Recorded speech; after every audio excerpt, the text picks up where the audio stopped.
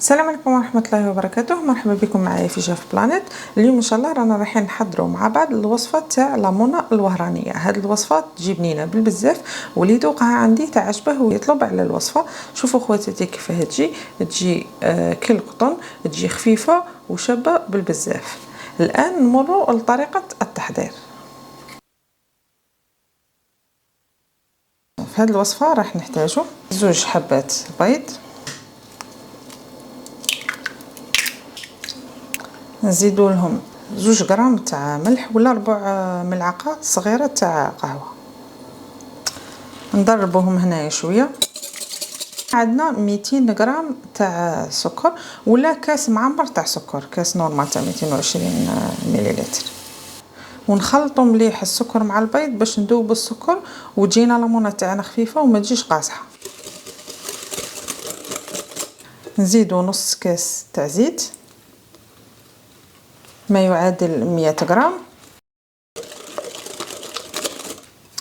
دروك هنا نزيدوا المنكهات. عندي مغرف كبيره تاع فاني اون بودر، مبشور 2 حبات برتقال، مبشور حبه ليمون،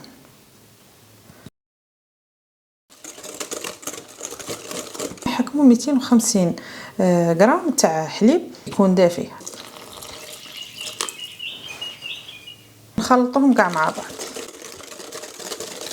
الان نمروا نخدموا الخميره اللي غادي نديروها. غادي نحكموا هنا ان بول. عندنا 25 غرام خميره الخبز ما يعادل 2 ملاعق كبار معمرين. بصح هنايا زعما نصيحه، ماذا بكم تخدموا بالغراماج، تسيو يكون عندكم ميزان باش يجيكم لا غوسيت اكزاكت. انا راني نعطيكم بالغرام باش تخرج لكم لا غوسيت ناجحه 100%. عندي هنا 25 غرام تاع سكر ما يعادل ملعقه كبيره معمره سكر، ونزيدوا عليهم شويه ما دافي. هنا خواتاتي الماء يكون دافي ما يكونش حامي، باسكو الا كان حامي غادي يقتل لكم الخميره تاعكم. الحاجه الامبورطونت اللي نقولها لكم خص هاد الخميره مع السكر، نزيدوا لها الماء قد ما تولي عجينه، ما نديروهاش ليكيد. دوك نفهمكم علاه.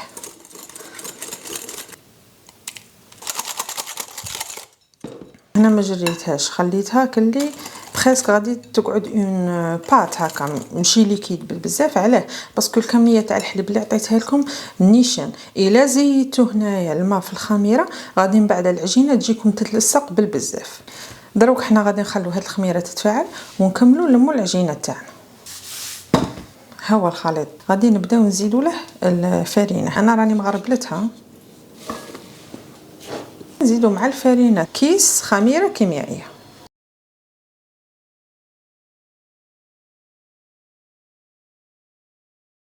انا الفرينه هنا مالفه نوتيليزيها ونستعملها وتعطيني 750 غرام. على بها درتها ديريكت. هنا كما راكم تشوفوا خواتاتي راني لميت العجينه تاعي. شوفوا هنا للامانه الفرينه قلت لكم ديروا 750 غرام. انا الفرينه تاعي نعرفها تشرب مليح، درت 750 غرام. شاولا كاين اللي الفرينه تاعها ما تشربش غايه، قادر توصلوها حتى ل 800 غرام، معناتها بين 750 حتى ل 800 غرام على حساب الفرينه تاعكم كيفاه دايره. شوفوا القوام تاعها غادي تكون هكا، تكون شويه طريه بصح ماشي بزاف، باسكو غادي نزيدوا لها خميره الخبز اللي كنا وجدناها مع بعض، ونبداو ندخلوا في الخميره في العجينه تاعنا. تجي كيما هكا باسكو رانا ميتيليزين مغرف كبيره تاع سكر.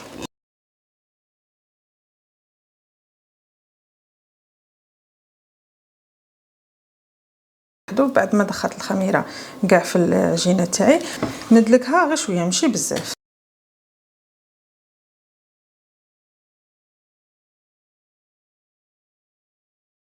نغطيها بسيلوفان.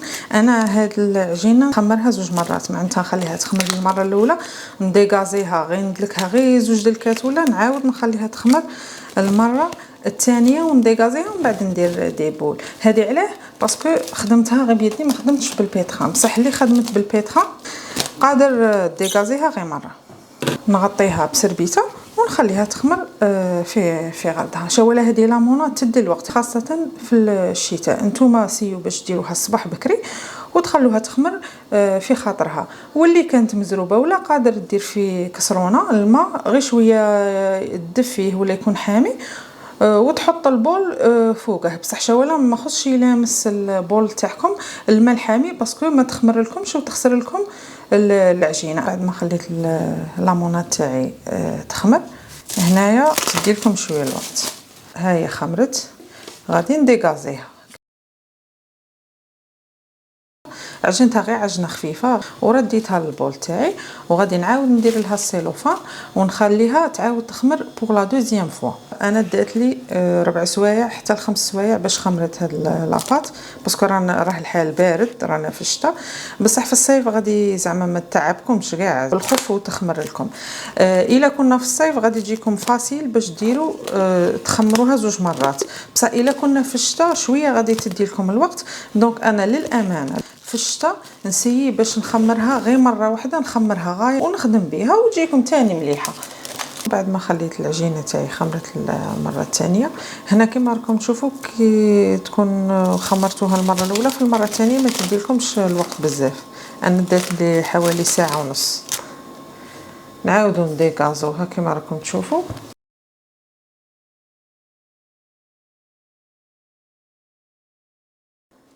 هنا غادي نسي غير ندلكها هكا بيدي شويه.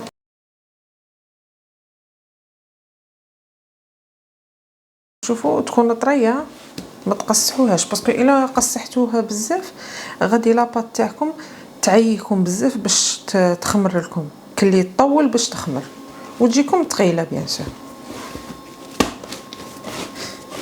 نسيي نوزن دي بول تاع 80 غرام. انا نبغي الحبه تكون متوسطه. اللي بغات الحبه تاعها تكون كبيره تروح حتى ل 100 غرام تجيها حبه لامونه كبيره بزاف. واللي بغات حبه متوسطه دير 80 غرام. سينو اللي بغات صغيره قادر دير 60 غرام. انا اون جينيرال ندير 80 غرام تجيني هذيك هي. هنا نسيت باش نقول لكم العجينه تاعنا راها طريه بزاف. دونك باش ما تلصق لكمش في يديكم كي تكونوا ديروا دي بول سيو ديروا يديكم في شويه زيت باش يعاونكم باش تخدموا لي بول تاعكم. نكون حضرت صينيه درت لها ورق الزبده ونبدا نكور في لي بول تاعي.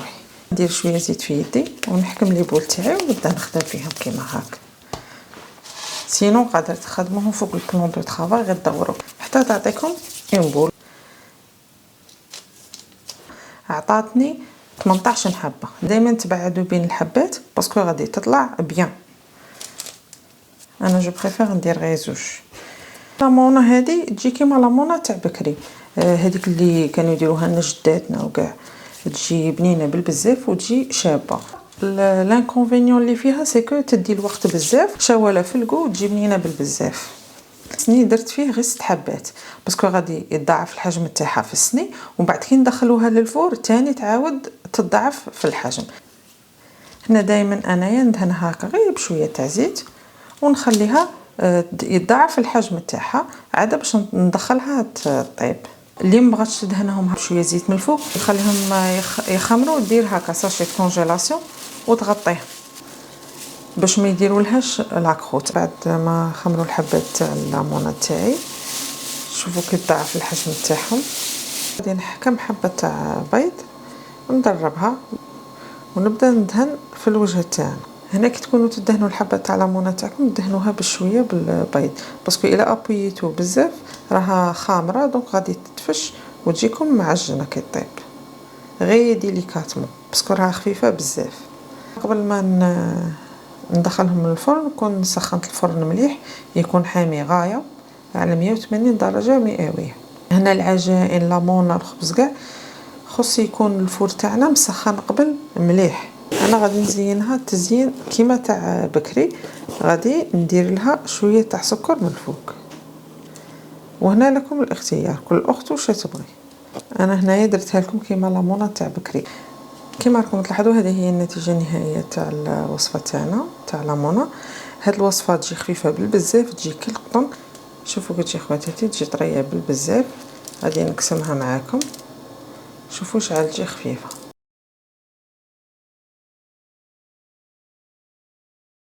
شوفوا مقطنه. نتمنى ان شاء الله النتيجه تنال الاعجاب تاعكم وتجربوها. الان نمروا لي زاستيس تاع هاد الوصفه. الحاجه الاولى خص لاباط تاعكم ما تكونش قاصحه بزاف، باسكو الا كانت قاصحه بزاف غادي ما تجي تخمر لكم تعذبكم وتجي تاني مدكسه كي طيب تجي هكا ثقيله.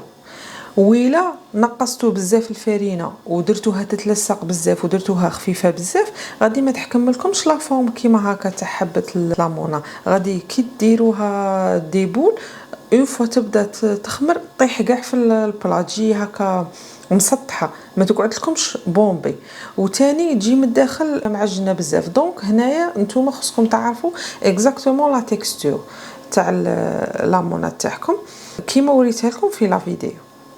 الحاجه الزوجه خاصه للمبتدئات خصكم تريسبكتوا الوقت تاع التخمير تاعها. انا قلت لكم خمروها 2 مرات، معناتها تخمر المره الاولى ديغازوها تعاودوا تخمروها المره الزوجه ديغازوها ومن بعد ديروا دي بول وتخلوهم حتى يضاعف الحجم تاعهم ودخلوهم يطيبوا. هذه في حاله اللي كنتو كان الحمان وكان الصيف، بصح في الشتاء غادي تدي لكم الوقت بزاف.